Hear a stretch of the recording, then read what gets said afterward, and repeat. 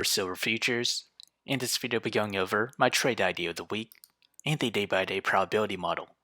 So let's start off with the technical analysis on the 1 hour chart. We are in NUGT. We're off of oversold levels with the RSI.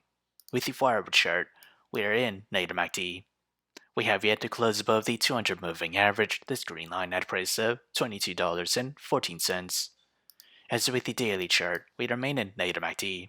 And as with the trade idea, I'll be trading SLV. My trade position size for is less than 1% my portfolio. My long entry is at $19.13. My sell target is at $21.01. My stop loss is at $18.51.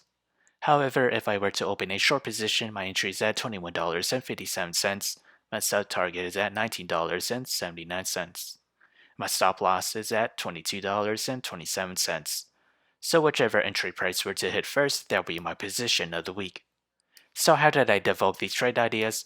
It all comes from the day-by-day probability model. As we progress to the 5th day, or wicket trading, silver futures has a 46% chance to climb between 0 to 6%, an 8% chance to climb between 6 to 12%, to the downside, a 31% chance to fall between 0 to -6%, and a 15% chance to fall between -6 to -12%. So if you enjoyed this content, feel free to like, comment, subscribe, and thank you for watching.